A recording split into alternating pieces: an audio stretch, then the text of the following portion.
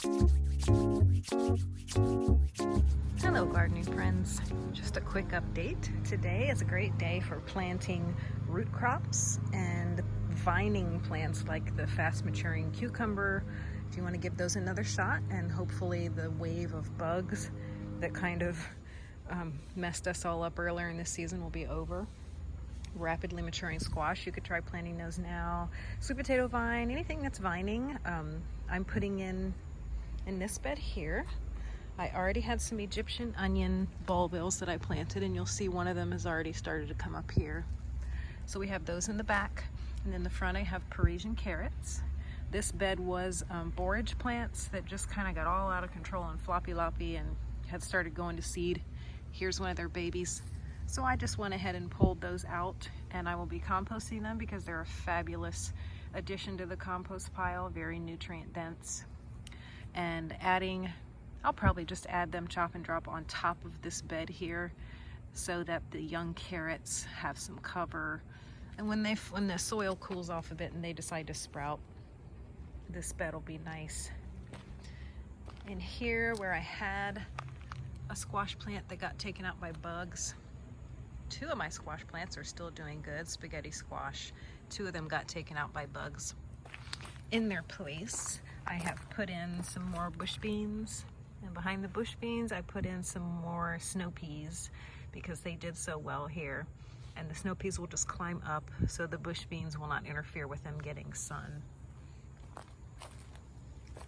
And on the other side I put in some more snow peas in this area that will climb the trellis, find their way around the squash plants and the watermelon plants.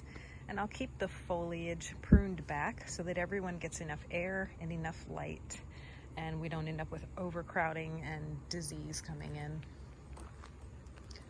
And over here against the fence where I used to have squash plants, that one of which was just done and fruited and I got the fruit off, and the other two I had picked up vine borers.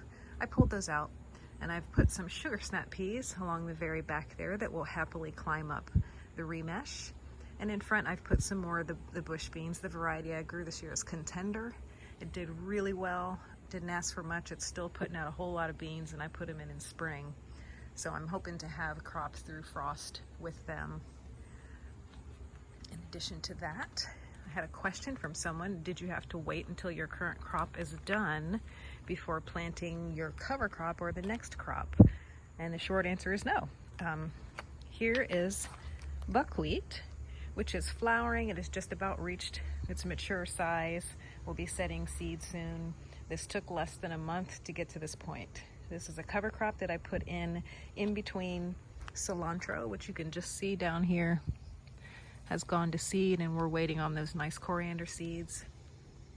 And in other places of the garden where the buckwheat is, there were carrots. Carrots are done, pulled them out. Critters got some of them, I got the rest. Put in the buckwheat as a cover crop to enrich the soil. And the buckwheat's not done, obviously it's still here. But today I've gone in, and apparently I'm a litter bug too, and put in these Parisian carrots. And the Parisian carrots are the small, kind of round, adorable little carrots that I've shown you a couple of times. They don't need a lot of super deep, loose soil to grow straight and proper because they're just little round balls like a turnip or like a radish. So I have taken those seeds and just interspersed them in these beds underneath the canopy of the buckwheat, because the carrots are not going to be sprouting with the weather being this hot anyway. They want the soil temperatures to drop down into the 60s before they'll even germinate, and it needs to be there consistently. Between 50 and 75 degrees, they'll germinate. I find that the Parisian ones seem like they were a little bit pickier about soil temperature. They really preferred it a little cooler. So we'll see if the same thing continues. And they should sprout in about 1 to 2 weeks. And we'll see little carrot sprouts coming up. And it won't matter that they're being shaded by this canopy of buckwheat. It won't matter at all. They don't mind a little shade. And once the buckwheat's completely done in another week or two and all the seeds are mature, I will just cut the tops off, take the seeds to reuse, chop and drop the rest of the plant right over top of where the carrots are going to be coming up, The carrots won't mind at all. It's just a nice nutritious mulch. And then the next generation will come up through the mulch of the previous generation. The roots of the buckwheat plant will obviously die back and begin to rot in the soil, which provides organic matter for the health of the soil and the health of the carrot crop. Once the carrots are done, I'll throw another cover crop in here that will be good for the winter that I won't have to mess with again, because it'll be starting to get late in the season and I'm not going to be planting anything crop-wise as far as for harvest. It'll just be time for cover. So that is what you can do. You can start planting right now in the understory things like perpetual spinach. You can plant underneath of that. You could tuck a small variety of carrot underneath there. Won't mind at all. A little bit of shade, and this plant won't mind having company with the roots. Another thing I did along the fence line, where we have all these gorgeous sunflowers and calendula, there's plenty of spaces, like little nooks and crannies like that one, where I've tucked in sugarsnap peas, because they don't need a ton of space. They're just one long tendril, and as soon as they find that fence, they're going to climb straight up the fence and they won't take up any more space. They won't ramble along the ground.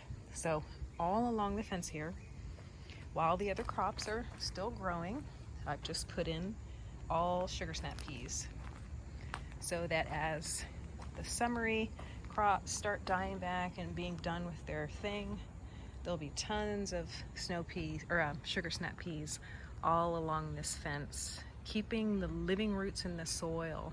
And then once they're done, cutting back the plant and harvesting, obviously, but then leaving the roots in the soil so that the nitrogen that the plant fixes and holds in its root nodules will be available in the soil for the next crop, which will either be a cover crop or in spring it'll be whatever I plant. So just think about how you can use the space in your garden. If things won't germinate till the soil cools off, you can tuck them in there right now underneath your maturing plants, and they won't mind at all, because they're not going to even sprout for quite some time, maybe another month, if we get as hot of a fall as we did last year. So go ahead and play around with that. And I also want to share with you my Romanesco broccoli. Yay, it's got a head on it. You can start to see that cool fractal pattern, and I think it might actually get dual heads. There's another head over here. I mean, talk about a Gemini move. So I think I'm going to end up with 2 heads of Romanesco. I think it just wanted the weather to cool off a little bit so it could start forming a head. So I'm totally excited about that. So I encourage you to give a peek around your garden, see where you have some soil in your garden that you could start the next generation right now, and it wouldn't interfere with whatever's going on currently in your soil. I guarantee you'll find all kinds of little nooks and crannies, and it will prevent you from having the dreaded naked soil. All right, that's all for now. Happy gardening.